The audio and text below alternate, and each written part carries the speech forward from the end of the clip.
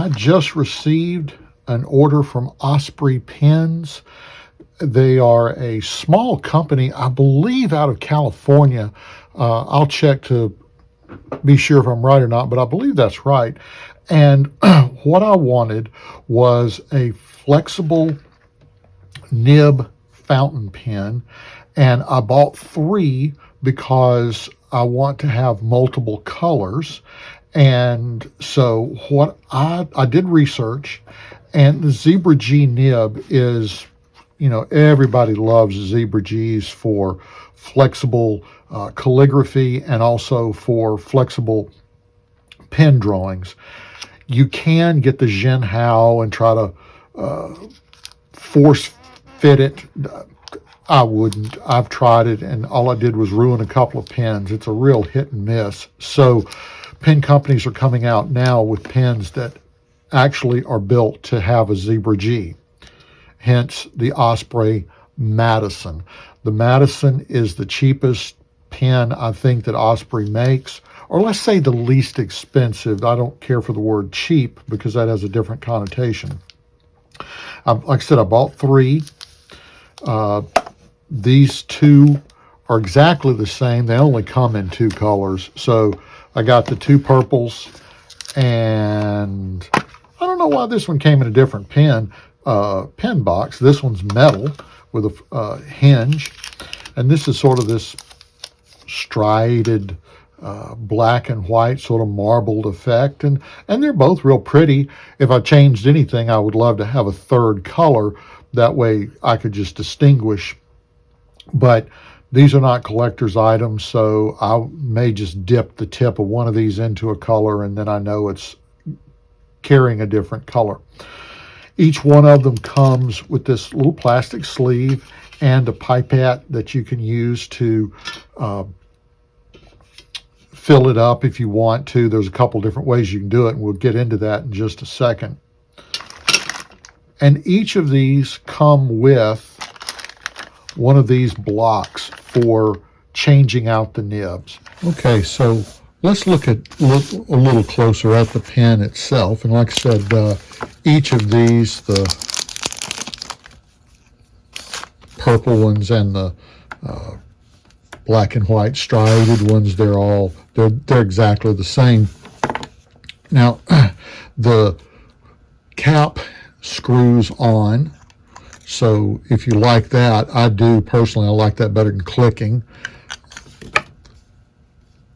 This clip is really fairly robust. I like that if you want to stick it in your pocket, or if you're carrying it around in a pouch or something, this will hold it pretty well. It seems to be put on there fairly solid, so this seems to be real well done. The pen is extremely light, so if you don't like that you don't necessarily, you wouldn't want to get this one. I don't like heavy pens. If I'm drawing and I'm working for long periods of time, it just gets too heavy. So I like the fact that it's very light. It posts real well. I like that. Good length. It's really perfect for my hand. I don't like a pen. I don't use pens or pencils that are super short. I can't stand that. It's real awkward. So this is a really nice nice length for me. I also like that the cap, if I'm not mistaken, I think some caps actually screw on, which I don't like, because depending on how you're holding it, sometimes the clip would be into your hand, so you can put the clip wherever you want. So that, again, is a nice touch. I unscrewed it, but it's not screwed on. I did that out of habit. Now, the body, again, it comes unscrewed 2 or 3, 4, a bunch of turns, which, again, that doesn't bother me because it shows that it's in there securely. The converter is real nice. They, at least from what I can tell, Osprey at one point on their earlier models, they had some sort of a spring in there, and I don't remember why. I'm not a big fountain pen aficionado. There are people that know a lot more about this stuff than I do. But they had it in there, some sort of a spacer or something, and people complained about it and said that it left a big air gap that no matter how they tried to fill it, they just couldn't fill it. So they they took it out. And it's real simple. Let's see. Well, first of all, this comes out twisting it counterclockwise.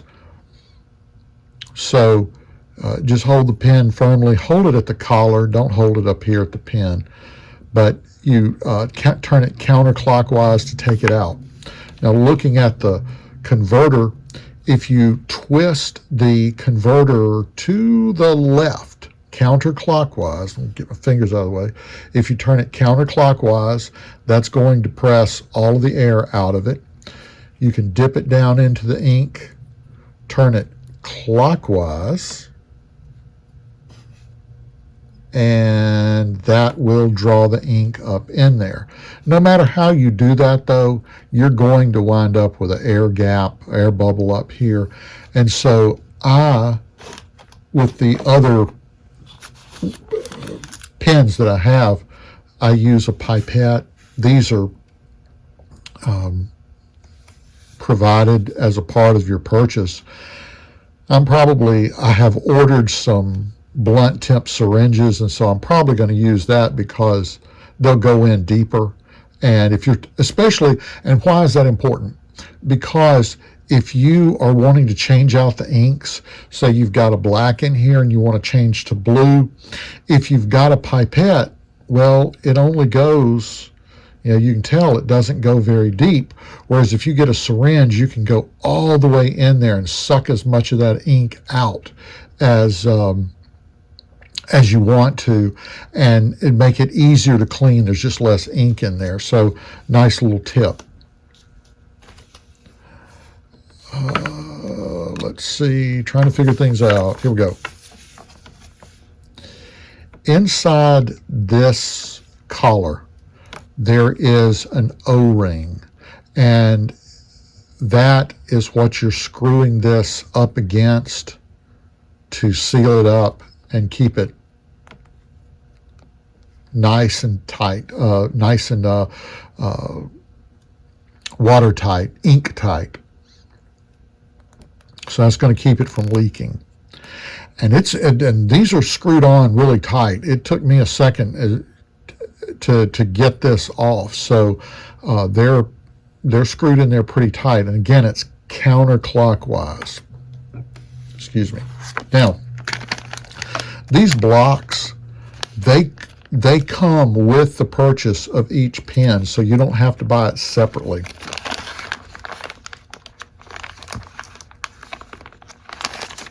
I bought 3 pens. I wound up getting 3 blocks. So this is what you get. You get a block. You get a grip pad. I've experimented with this. It can be a little awkward, but we'll see. This is a plastic tube which is used to force the nib out, which we'll do in just a second. We're going to go through everything. It comes with sample ink, Noodler's Black, so that's nice. Noodler's is a really well-liked, well-respected ink and for fountain pens, so that's nice. It's not a tremendous amount, but it's a nice little amount to fill up your pen with. And then lastly, it comes with instructions on, well, really about everything you need to know. It's got the parts and the function of each one. So here it's showing it's got the zebra nib, it's got G-Nib, it's got the custom ebonite feed. And this ebonite is real nice because it's a rubber which you can actually stick the pen tip, ebonite feed, into boiling water, leave it in there for just a half a minute or so and pull it out. It will cause this to expand and make and change its shape to get flush with the nib and make a better seal. So that's real nice. This collar, it's not particularly expensive, but it's like $1.50 or something. But if you get one of their pens and you don't special order this, they don't come with it. And this is real important because most of their ebonite feeds screw in. Custom ebonite feed, number 2. Number 3 is the threaded collar. So it may be that this is the extra that you have to pay for. Zebra G-Nibs are friction fit, and so you squeeze them together with the ebonite feed and press it into this collar, and then this collar screws in to this outer section. Most of their pens don't have that. Their nib and feed actually screw together, as I understand, into the outer section. It's threaded, so it fits differently. So if you're going to try to put a Zebra G-Nib into any of Osprey's pens, you make sure that you order this collar too. Flex nib usage and care, filling your flex spurt, that's sort of their line that they're calling, and that's where they're showing here that you can feed it, fill it with the pipette. On the other side, okay, we're going to get into this in just a second. On the other side, they'll show the instructions on how to get the nib out, and let's go over that right now. Now, as I said, let's get this where you can see a little bit better. The nib is pressed up against the ebonite feed, and it's squeezed down in there. The only way to get it out is to push it back. Now remember, deep in here at the end is a round O-ring that you don't want to mess up. So they actually say on the website, you don't have to buy one of these. You can literally use what is this? This is a spool. You can use a spool from a sewing kit. My wife sews, so I have a ton of them, but it came with the pen, and even if it didn't, it's $1.50. This to me right here is worth the $1.50 because you don't want to try to get a dowel or something that's going to fit precisely inside this without screwing it up. So don't cheap out and go on and get what they're selling. All you do is press this in and then try to just fit it down there until it's in the center. Now, one thing they show, taking a hammer and tapping it, I don't recommend that. I don't want to be banging on anything. Plus, I just tried to see, and you actually can, if you hold it real tight, you can press down. Oh, there we go. Did you hear it pop? It pops right out. So, get a good grip, use both hands and push down. And I like this too. This is wider than a regular spool, so you're not as likely to bend, let it tip over and break your nib. Okay, so there's the nib. Where's the ebonite feed? Ebonite feed is right there. So these two are separate. Now, one thing they recommended was, I keep saying now, I'll try to remember to stop doing that.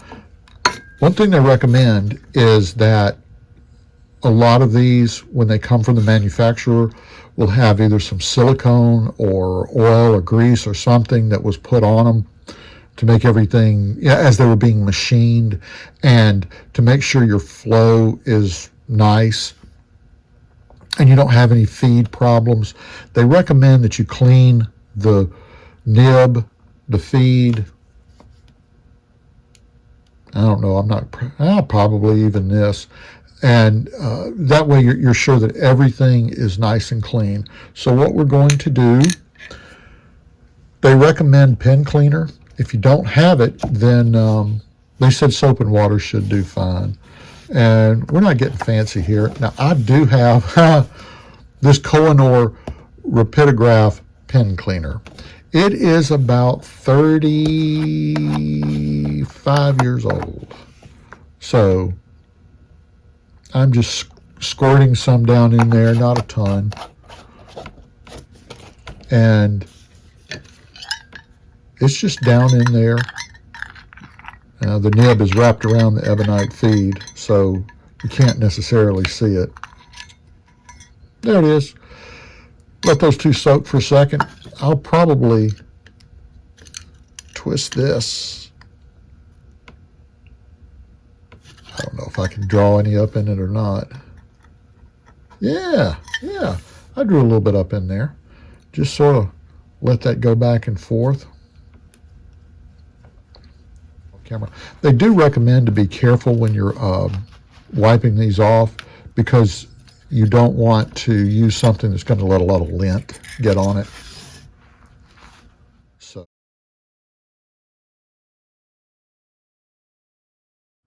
all right, then I'll screw this back on, and just get the body on.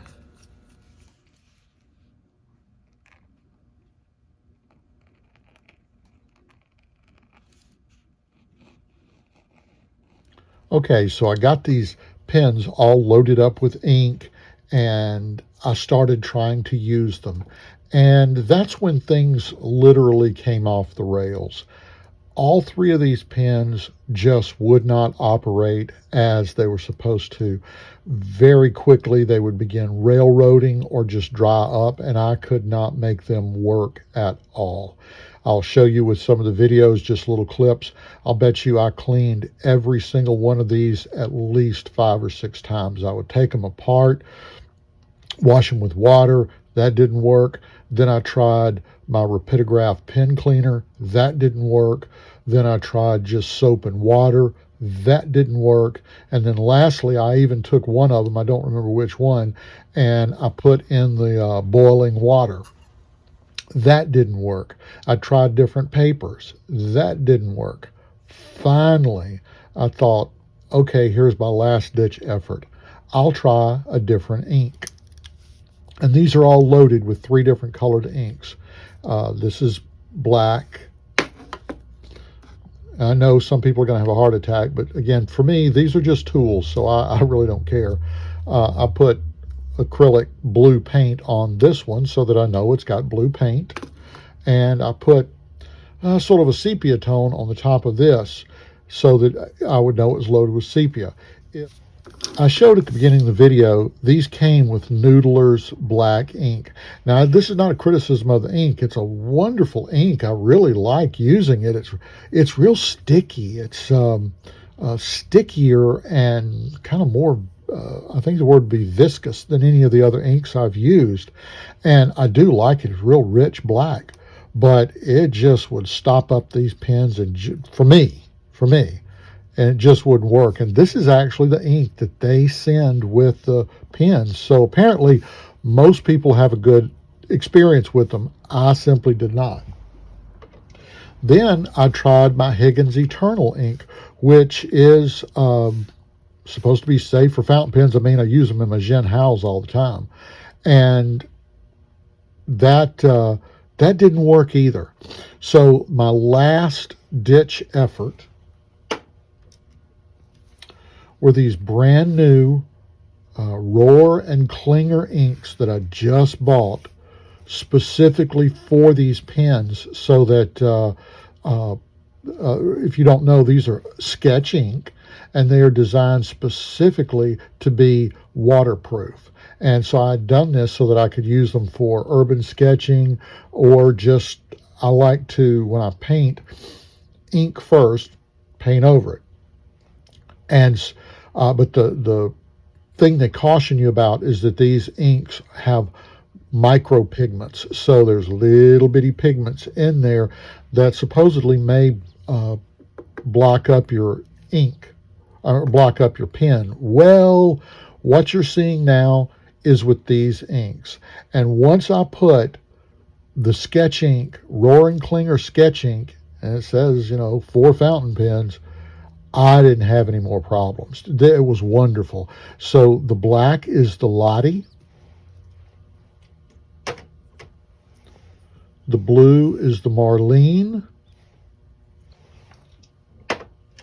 And you can't really tell unless you smudge it around, but the lily is the one that's sort of the sepia tone. Overall, I love these pens. They are fantastic. I could not recommend them more highly. I will tell you that Osprey really seems to have a great customer service too. When I ordered these pens, I didn't realize they came with